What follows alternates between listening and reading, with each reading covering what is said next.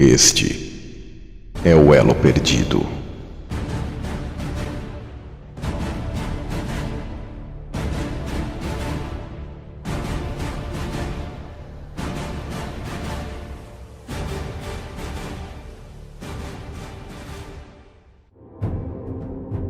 O tempo passou e a humanidade está em um novo cenário, vivendo numa realidade diferente do jardim.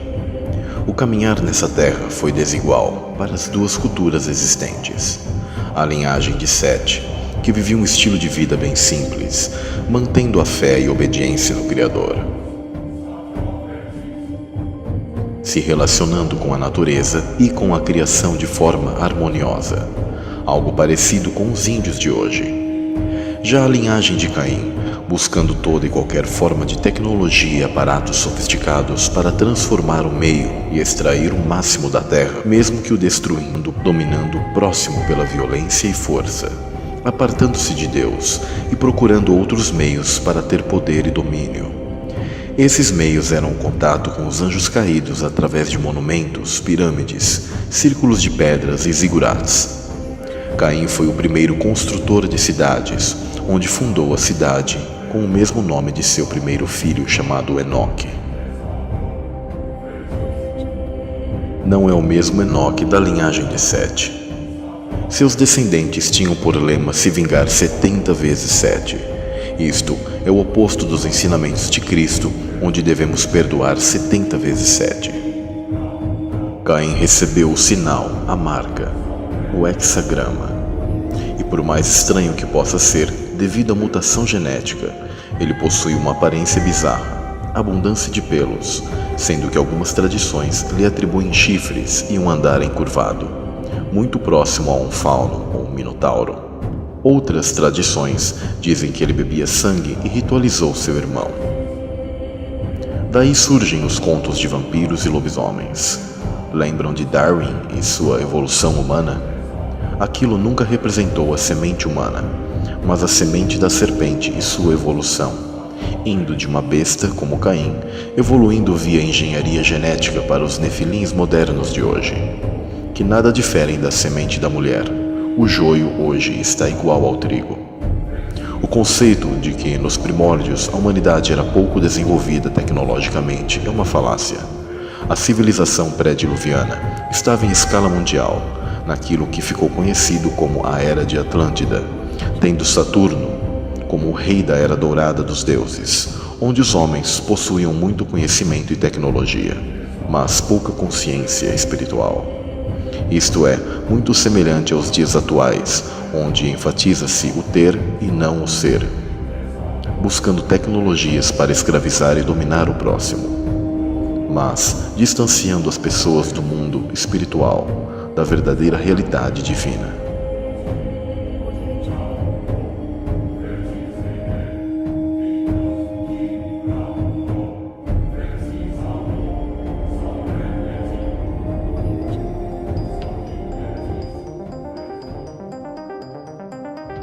No livro de Enoque, é descrito que 200 anjos sentinelas desceram para a terra no Monte Hermon, na atual Síria, nos dias de Jared. Esses seres, originalmente de outra natureza, modificaram sua frequência e vibração para se materializarem na nossa realidade física. Isso ocorreu no mundo antediluviano, e esses 200 anjos vieram com uma missão para a Terra, justamente para guardar a humanidade contra o ataque dos demais anjos caídos, que caíram aqui desde o momento da rebelião celeste, da Primeira Guerra.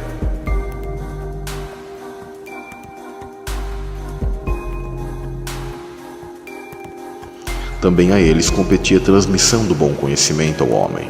Entretanto, esses anjos não retornaram para o lugar original nos céus e se rebelaram contra o Eterno, deixando suas moradas, se ajuntando a 1/3 que havia caído com Lúcifer. Enoque 12:5 vemos que essa foi uma queda angelical posterior e diferente da queda de Lúcifer e seus anjos. Na tradição rabínica judaica, há o conceito que os anjos, para acessarem a terra, tiveram que passar por cortinas de água, rompendo mundos e acessando a nossa dimensão. O interessante é que nos filmes de Hollywood, como Hellboy, Doutor Estranho, os Vingadores, Exterminador do Futuro, entre outros. Sempre há água nos portais ou passagens dimensionais. Os sumérios chamaram os sentinelas de Anunnaki, que significa aqueles que vieram do céu.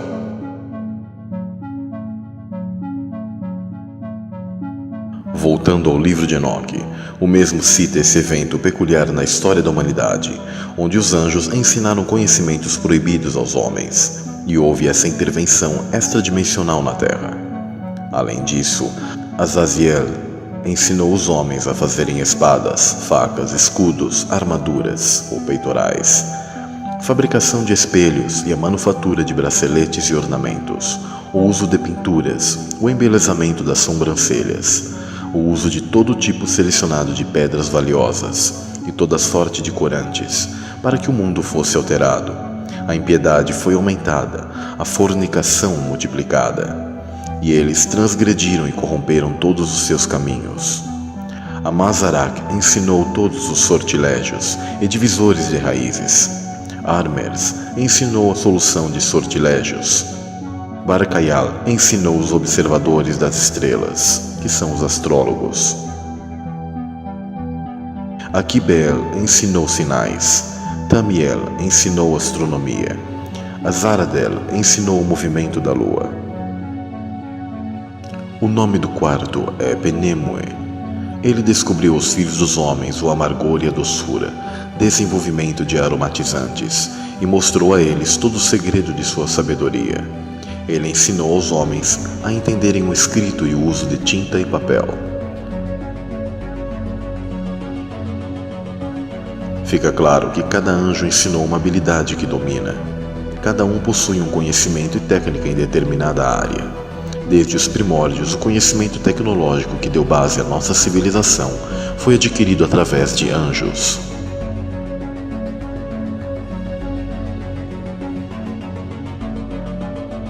Após a queda dos sentinelas, ficam duas classes de anjos do mal.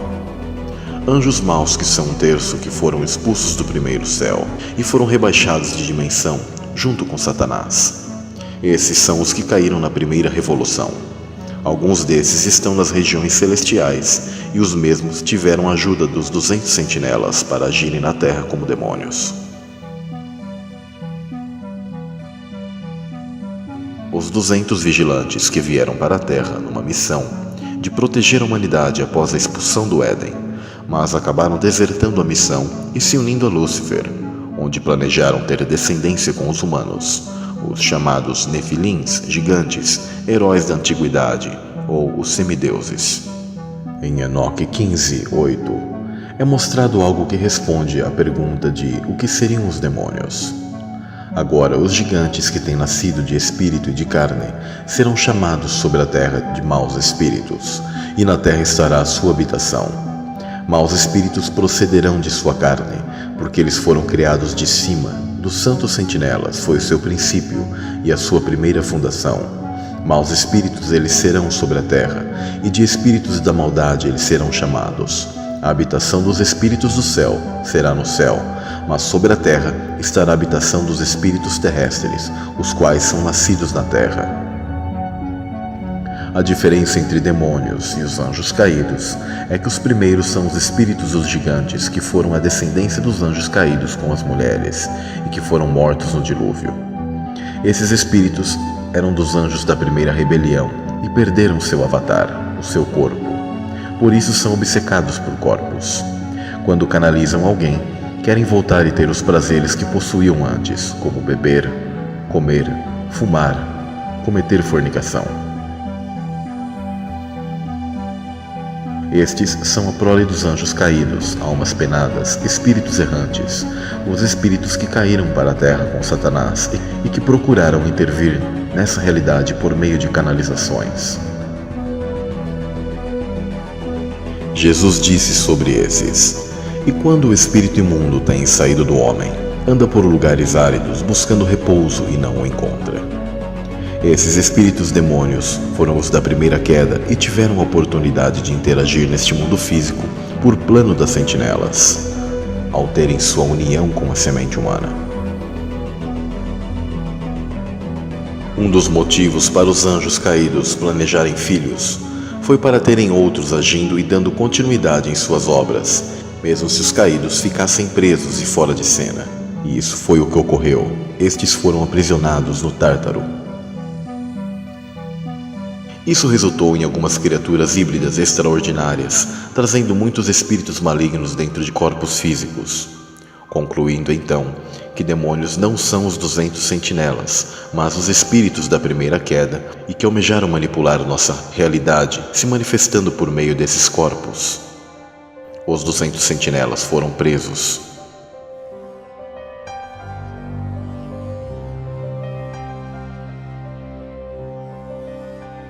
Na famosa abertura da Paramount, decodificamos a mensagem subliminar: estrelas descendo dos céus, atravessando as águas, atravessando o domo, se agrupando sobre uma montanha, o Monte Hermon.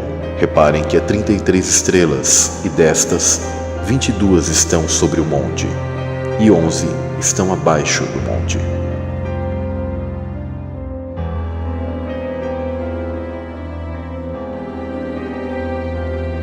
Devido à presença de anjos caídos, a primeira civilização humana caminhava a passos largos para a aniquilação e contaminação genética extrema.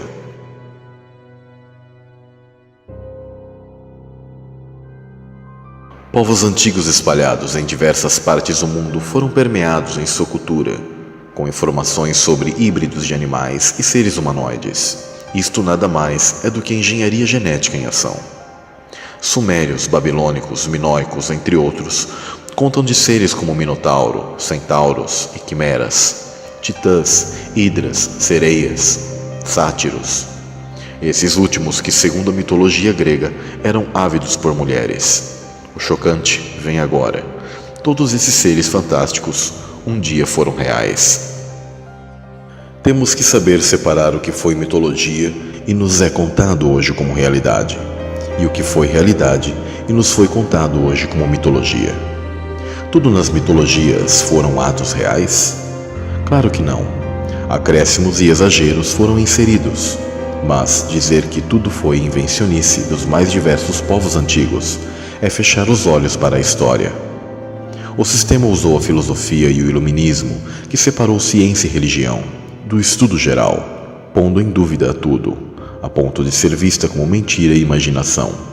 A origem etimológica da palavra mitologia não é como é usado hoje em dia. Mitos era usada como antítese de como utiliza-se hoje, no sentido da imaginário de conto de fadas. Isso foi mais uma ação para reescrever a história, porém, as narrativas desses povos nos indicam experiências reais.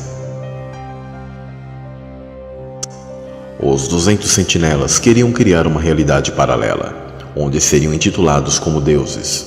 Tais mesclas foram arquitetadas num plano, via engenharia genética avançada e relações sexuais, para contaminar toda a carne, alterando e recombinando o DNA. Fizeram o cruzamento de espécies animais e vegetais, criando híbridos. O objetivo era desordenar a criação, construir um mundo adaptado à demanda dos gigantes e alterar geneticamente o homem para o parasitar. O clímax dessa manipulação foi como relatado em Gênesis 6, com os sentinelas trabalhando junto com a descendência de Caim, o que ocasionou que toda a carne estivesse contaminada. Tudo isso fere as eternas leis do Criador, pois em Gênesis é narrado que Deus fez cada um conforme a sua espécie e viu que era bom. Essa manipulação da realidade fere a escolha de cada ser humano. Por isso Deus criou uma barreira natural contra misturas de espécies. E ferir isso sempre traz consequências catastróficas.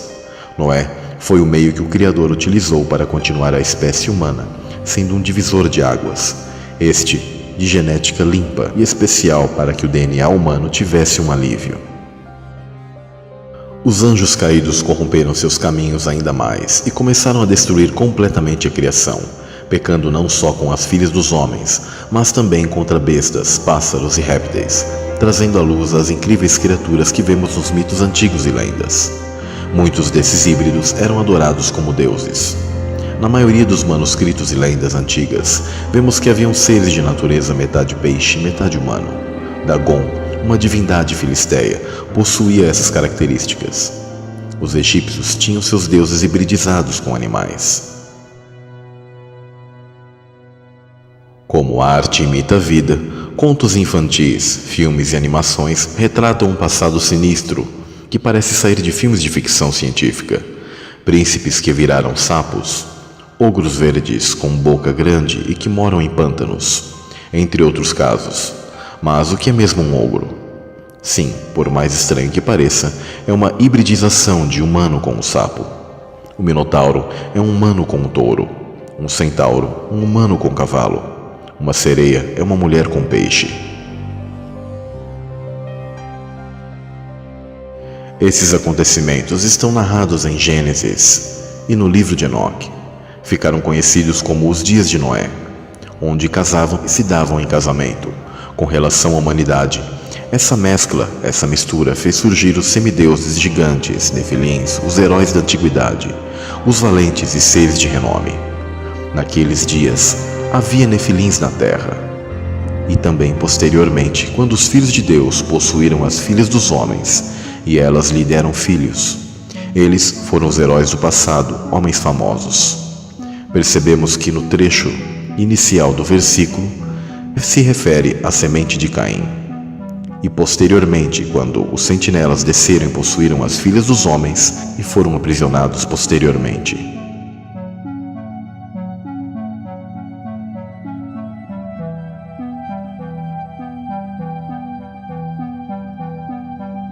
O DNA humano e animal estava sendo recombinado entre si, e também com o DNA dos anjos caídos. Os gigantes devoraram toda a produção da terra, animais e vegetais. Os 200 sentinelas tiranizaram os homens e estabeleceram um caos na terra, com violência, injustiças, fornicações, imoralidade, idolatria, feitiçarias e artes místicas. Ocorreram guerras entre raças diferentes e gigantes, assim como descrito de Titanomáquia dos gregos antigos. Além de serem maiores e mais fortes, os gigantes possuíam poderes místicos. Em Enoque 19:2 é narrado: e sendo numerosos em aparência, ou assumindo muitas formas, profanaram os homens e fizeram com que errassem. Esses terríveis acontecimentos foram a causa da intervenção do Criador. Logo Deus viu no dilúvio uma forma de limpar a terra dessas aberrações, aniquilando toda a carne que havia se corrompido, com exceção de um homem e sua família, Noé. Ao serem cortadas as gigantes árvores de silício que funcionavam como antenas captadoras e amplificadoras e transmissoras de energia. A Bíblia descreve nas cartas de Judas e Pedro: e aos anjos que não guardaram o seu principado, mas deixaram a sua própria habitação, reservou na escuridão e em prisões eternas até o juízo daquele grande dia. Porque se Deus não perdoou aos anjos que pecaram, mas havendo-os lançado no inferno, os entregou às cadeias da escuridão, ficando reservados ao juízo. Os painéis sumérios mostram os engenheiros genéticos Anunnaki, misturando as espécies com uma estrutura helicoidal de DNA. Às vezes, a verdade parece ser mais estranha do que a ficção. Pensamos que a toca do coelho é muito mais profunda do que muitos imaginam. Olhe para o ornitorrinco. Bico de pato, amamenta, põe ovos. Do que você lembra? Sim, isso mesmo, hibridização. Novamente, assim como foi no passado, está sendo agora. Gibis e filmes estão repletos de heróis e mutantes com poderes especiais, como por exemplo vemos o Homem-Aranha, Homem-Formiga e os X-Men, entre outros. Estes são os nefilins modernos. A manipulação genética da criação está se repetindo como podemos ver hoje. A ciência tentando dar vida a essas criaturas, mais uma vez, ainda que no imaginário, nos dando uma prévia nos filmes do que eles querem trazer de volta: a corrupção de toda a carne para provocar a ira de Deus. Como foi nos dias de Noé, assim também será na vinda do Filho do Homem. O grande dilúvio Foi um reset do sistema operacional terrestre para pôr o vírus em quarentena e fazer um backup dos arquivos via Noé. O dilúvio alterou tudo na Terra: pressão da atmosfera, alteração da concentração dos gases, clima, nível do mar, mineralogia, campo magnético, polaridade magnética, geologia. Mas o dilúvio não foi para pôr um fim definitivo à semente maligna. Uma linhagem seria separada por Abraão, e todos aqueles que possuem sua fé e fazem suas obras darão continuidade ao plano divino que separa uma genética para a vinda daquele que esmagaria a cabeça da serpente de maneira definitiva.